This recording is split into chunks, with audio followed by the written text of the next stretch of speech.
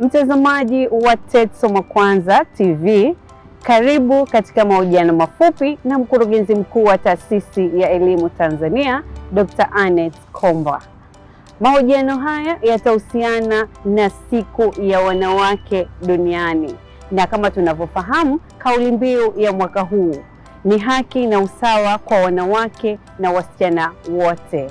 Basi twende pamoja tumsikilize mkurugenzi mkuu wa Taasisi ya Elimu Tanzania atakayetueleza kuhusiana na siku hii ya wanawake duniani.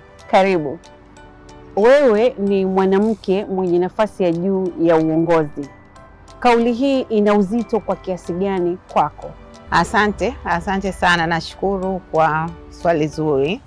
Kama ulivyosema, kauli mbiu ya maadhimisho ya siku ya mwanamke duniani kwa mwaka huu ni haki na usawa kwa wanawake na wasichana wote. Kauli mbiu hii ina uzito mkubwa sana kwangu mimi kama mkurugenzi wa taasisi ambayo inashughulikia masuala ya mitaala. Kwa hiyo kwangu mimi kauli hiyo inanikumbusha kuendelea kuhakikisha kwamba mitaala ni jumuishi, inahakikisha ufundishaji sawa wa wasichana. Lakini katika majukumu yangu ya uongozi ninalo jukumu la kuhakikisha kwamba wanawake waliopo Taasisi ya Elimu Tanzania wanapewa haki sawa ya kutekeleza majukumu mbalimbali. Kwa hiyo niseme inaendelea kusisitiza ujumuishi na usawa katika utekelezaji wa majukumu yetu. Mkurugenzi, una nafasi ya juu ya uongozi, ni mwanamke na ni mama. Unawezaje hasa kufanikisha majukumu yako na yote yakaenda sawa? Asante. Swali hilo nilielezea hivi kwamba kama mwanamke ninatambua kwamba ninao majukumu nyumbani kama mama, kama mke, kama bibi, na ofisini ninao majukumu kama kiongozi mkuu wa Taasisi ya Elimu Tanzania. Na niendelee kusema kama hii ni taasisi ambayo majukumu yake kwa kweli yanahitaji utulivu, yanahitaji uelewa wa kuweza kuhakikisha kweli mitaala tunayoandaa, vitabu tunavyoandaa vinaenda kuleta mageuzi yale ambayo serikali ya awamu ya 6 chini ya rais wetu Dr. Samia Suluhu Hassan anayatamani. Sasa kwa mnajili huo, mimi kama mwanamke tangu siku ya kwanza nilipopata uteuzi huo, niliamua kuhakikisha kwamba ninapanga muda wangu vizuri, ninautumia vizuri. Ninapoingia ofisini tu najua niko ofisini, sina muda wa kupoteza. Ninahakikisha kwamba muda wangu ninautumia vizuri, sihangaiki sana kwenye mambo ya mitandao na nini.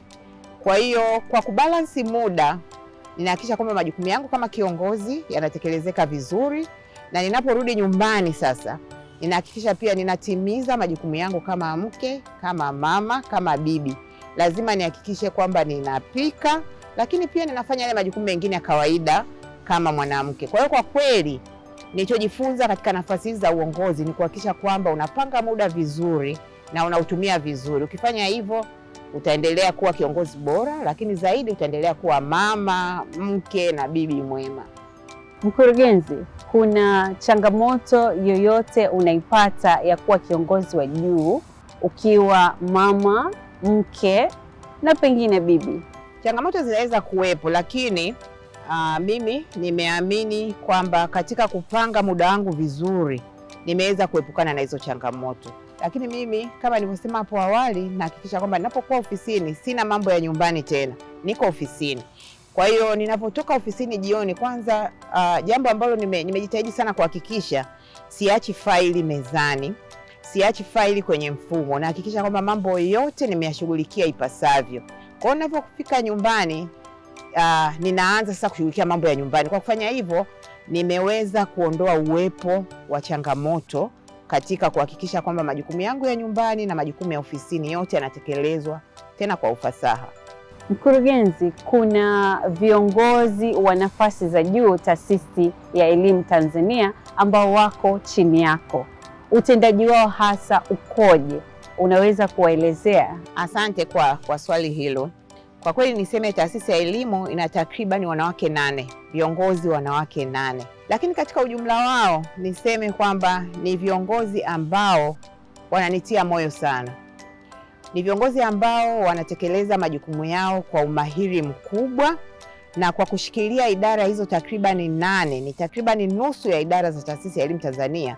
Maana yake mafanikio makubwa ya Taasisi ya Elimu Tanzania yanaweza kuelezwa na uwezo wa viongozi hao wanawake.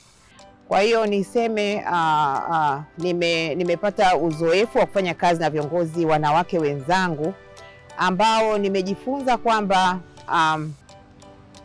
ni watendakazi wa hali ya juu, na tunafahamu kuna ile nature ya mwanamke. Mwanamke ni mtu ambaye anaweza kushika vitu vingi kwa pamoja, tumeumbwa hivyo. Yaani katika muda mmoja naweza nikawa napika, muda huo ninaongea na mtoto na mshauri, muda huo ninajibu simu inayonitaka nitekeleze majukumu makubwa. Kwa hiyo tumeumbwa kufanya, Waingereza wanasema kufanya multitask. Kwa hiyo mimi viongozi wanawake ambao wapo hapa Taasisi ya Elimu Tanzania, kwa kweli ninaendelea kuwashukuru na niseme kwamba utendaji wao kwa kiasi kikubwa umeendelea kuifanya Taasisi ya Elimu Tanzania kuweza kutekeleza majukumu yake kwa umahiri. Mkurugenzi, nafasi ya mwanamke katika kupata elimu inaweza kuleta maendeleo gani kwa taifa kwa ujumla? Asante. Kwa kweli niseme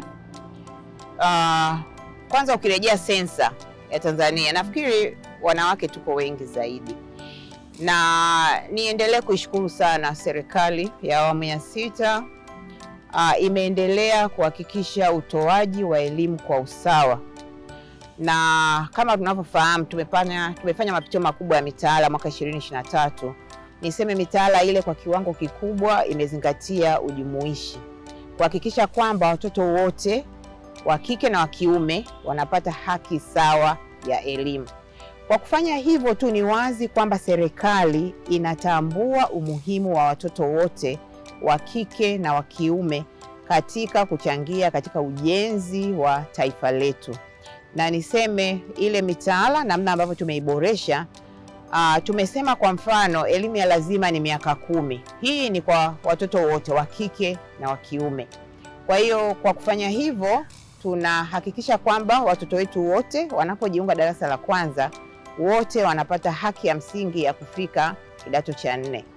Na watakapomaliza kidato cha 4, namna ambavyo tumeisuka mitaala, tumehakikisha kwamba watakuwa na ujuzi wa kuweza kutumia fursa zilizoko kwenye mazingira yao, kuweza kujiajiri, kuweza kuajiriwa, yani ujuzi ule wa kuweza kumudu maisha ya siku kwa siku. Kwa hiyo niseme tu kwamba wanawake, wasichana wakipatiwa elimu kama vile watoto wa kiume wakipatiwa elimu, wanaweza kuchangia kwa kiasi kikubwa tu sawa na wanaume katika ujenzi wa taifa. Kwa hiyo ni muhimu tukaendelea kama ambavyo serikali yetu inafanya kuhakikisha kwamba watoto hawa basi wanapata hiyo elimu na kujaribu kuondoa vile vizingiti ambavyo vinaweza kuwazuia kufikia malengo yao.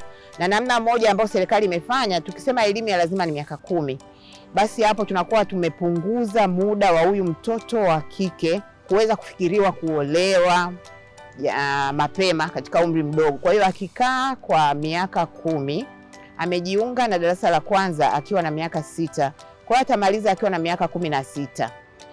Kwa hiyo pale tunakuwa tumejihakikishia kwamba tumempa ujuzi wa kuweza kuchangia kwenye ujenzi wa taifa, lakini pia tumepunguza ule muda wa kufikiria mtoto huyu kuolewa mapema. Kwa hiyo niseme mchongo wao ni mkubwa na tuendelee kuwa support kuhakikisha kwamba wanafikia malengo yao makubwa ya maisha na malengo ya kuchangia kwenye uchumi wa nchi. Mkurugenzi, dunia sasa imebadilika kutokana na teknolojia.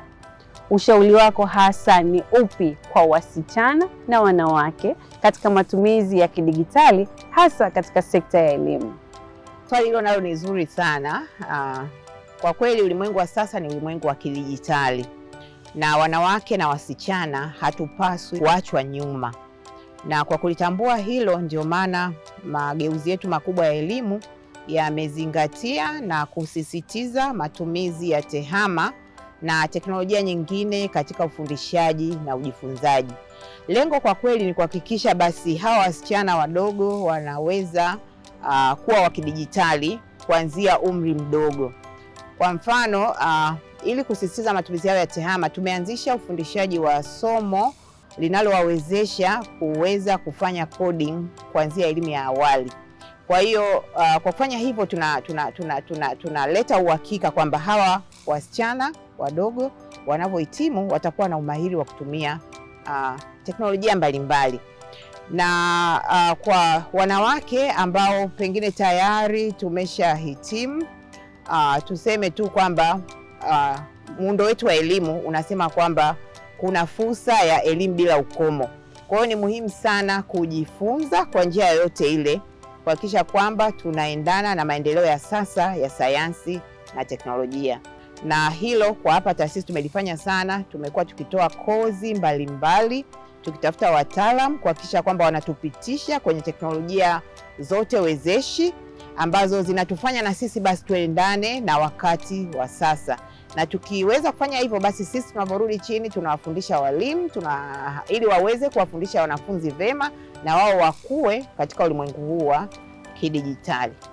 Mkurugenzi, kwenye maboresho ya mtaala mpya, kuna sehemu yoyote ambayo imemgusa mtoto wa kike au mwanamke moja kwa moja?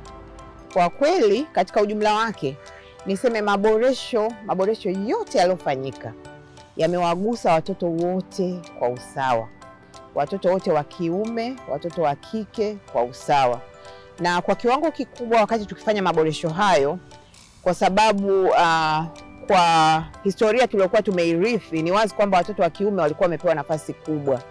Kwa hiyo tulikuwa tukiyafanya tukahakikisha kwamba ile viashiria vyote ambavyo vinaweza kutupelekea kuwapa nafasi kubwa watoto wa kiume kuliko wa kike tulikuwa tunaviondoa, na kuhakikisha kwamba tunazingatia utoaji wa elimu kwa usawa kwa watoto wote wa kike na wa kiume.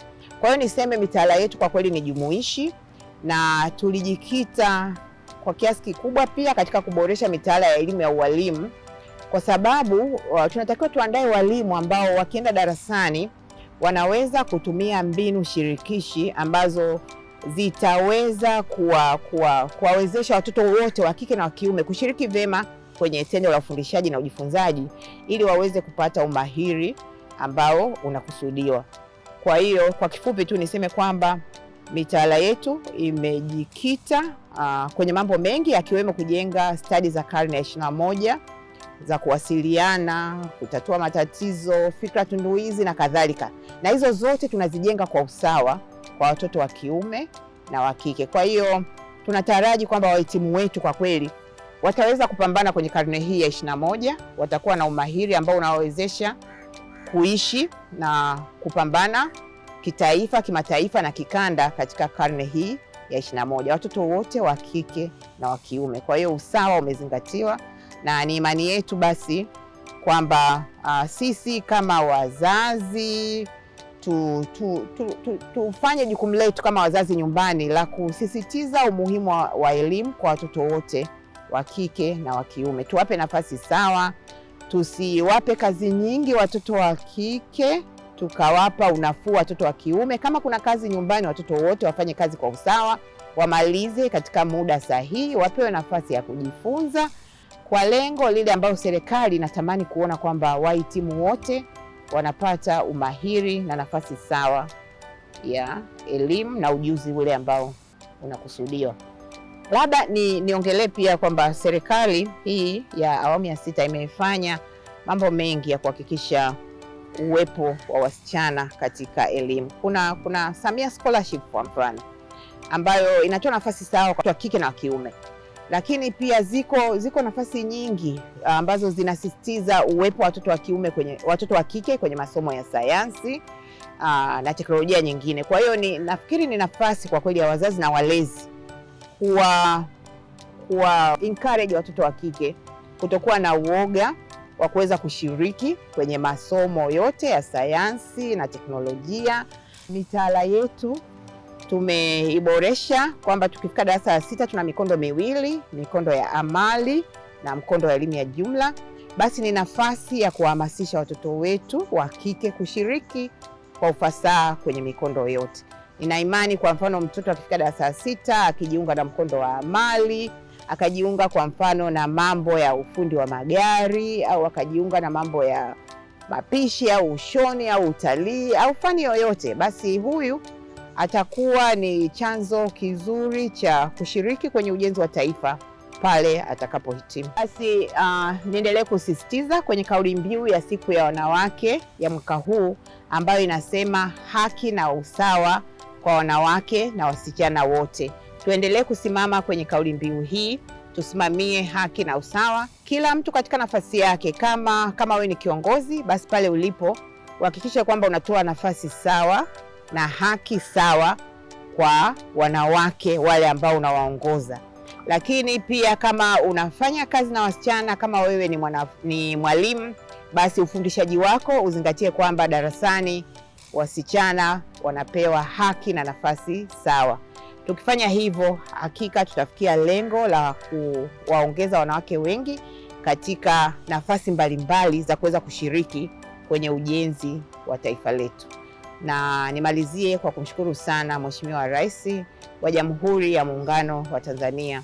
Hakika niseme, nikiangalia ametoa haki sawa ya ushiriki wa wanawake katika nafasi mbalimbali za uongozi. Na ndio maana watu kama sisi wanawake tupo tukiongoza taasisi nyeti namna hii katika nchi hii.